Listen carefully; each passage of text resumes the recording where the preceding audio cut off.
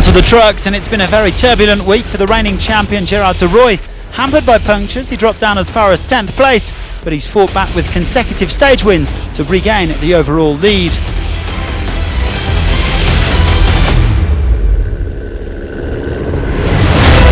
Martin Colomy was the early leader, but he lost an hour in stage 4 and is currently fighting back from 13th overall.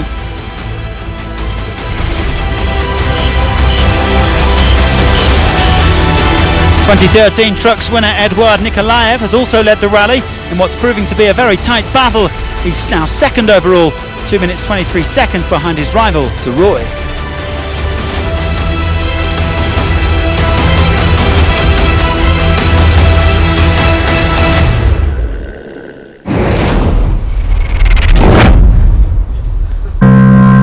After a serious accident left him a quadruple amputee, Philippe Croizon was not just going to sit in a wheelchair. His life would be one of inspirational exploits.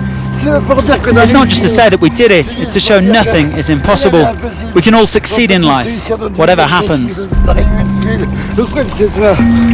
After swimming the English Channel and to all 5 continents, his next challenge would be on 4 wheels. One morning, my partner Susanna said to me, "You should go and have another adventure."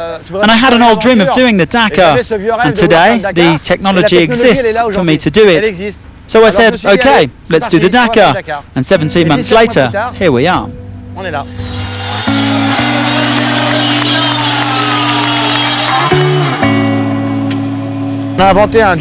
We invented a hydraulic joystick, so I put my arm in the slot and accelerate when I go forward. I can also brake and turn. And with this arm I can move up and down through the gears. So I drive like this. It's a video game. C'est un jeu vidéo.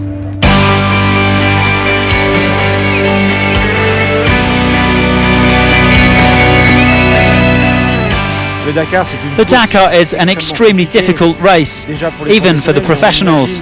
But for an amateur, and a disabled amateur at that, it's almost inhumane. But I do believe that when you have a strong will, you can achieve many, many things. Well, his first days on the Dakar went beyond what he was probably expecting, but his co-driver Cedric was there to help out.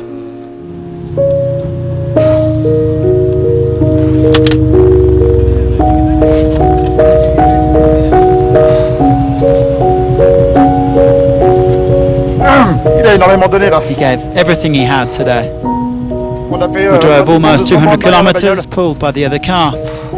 He's just behind you there. What we did today was just crazy. We had so many frights in the fesh, we couldn't see anything.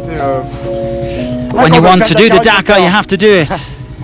Tomorrow's another day.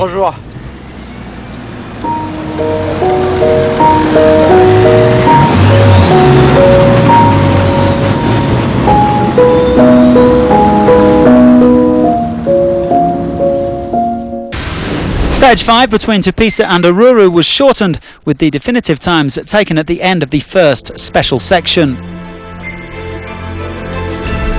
Well, that decision was made due to poor weather conditions on the road to Oruro. A tough day for Honda, but another solid ride from Gonçalves, the Portuguese veteran coming in second, already his 3rd podium finish of the Dakar. The favourites bunched together in the early part of the stage, but in the end the day belonged to Sunderland, the British rider navigating the special superbly to secure his 2nd Dakar victory and move into the overall lead.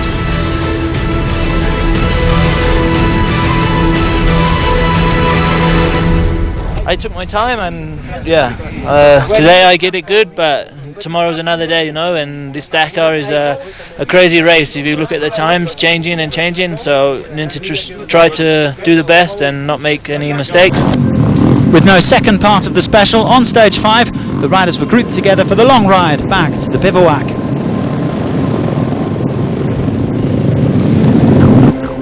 Well, meanwhile, the battle has also been raging in the quads category. Bolivian Walter Nasiglia took a memorable victory on home soil in Tupisa, but he was later forced to retire with mechanical issues. Sergei Kanyakin, 4th last year, has his eye on overall victory. the Russian currently sitting second overall, while 2014 winner Ignacio Casale is also in the mix. But it's Frenchman Simon Witz who leads the way by just over 8 minutes from Karyakin.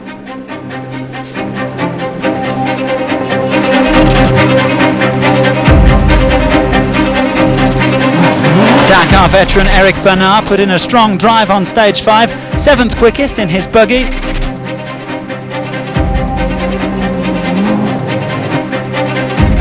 As for Mr. Dakar, he thrives in these tricky navigational stages, very good at playing the long game. The Frenchman was 3rd on the stage, but moved up to the top of the overall standings.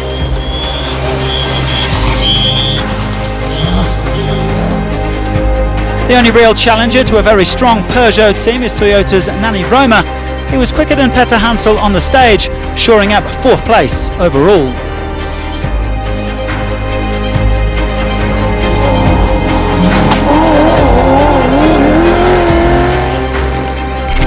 Sebastian Loeb won the stage in spite of a slight navigational hiccup on his way to the finish line.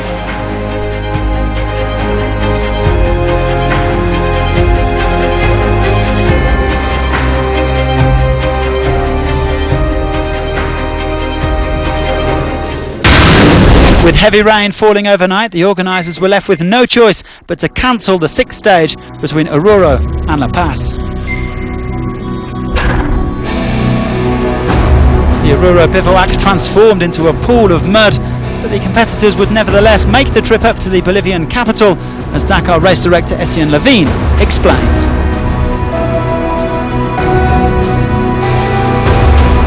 Unfortunately, these conditions have forced us to cancel today's stage. We're going to reorganise the Dakar so that we can still go to La Paz and get everyone in the right frame of mind to set off again on Monday morning. Nobody, we want to race. We're racers, but it's understandable. The weather has been really extreme. All of the pistes are flooded and they get washed out, and it's really dangerous, and it's impossible to run the stage in these conditions. So I think the organisers have to make this decision. Next stop, La Paz.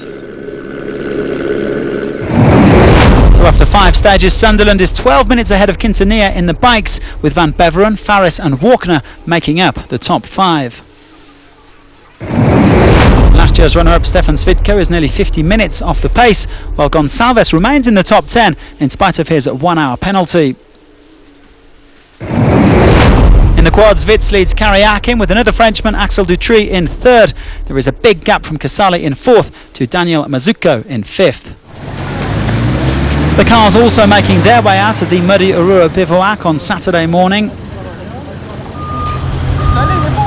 the weather is not good, but at least it's good inside here. Careful where you step. Plenty of Bolivian fans lining the road just outside of the bivouac to see the drivers off.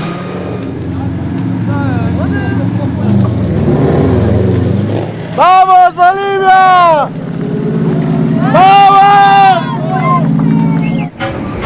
So the top 4 in the car standing separated by only 5 minutes.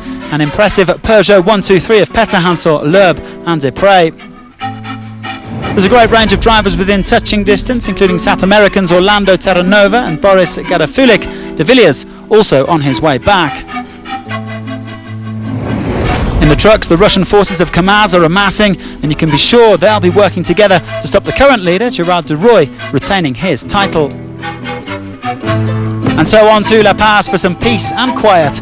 The rest day awaits before Dakar 2017 continues on Monday.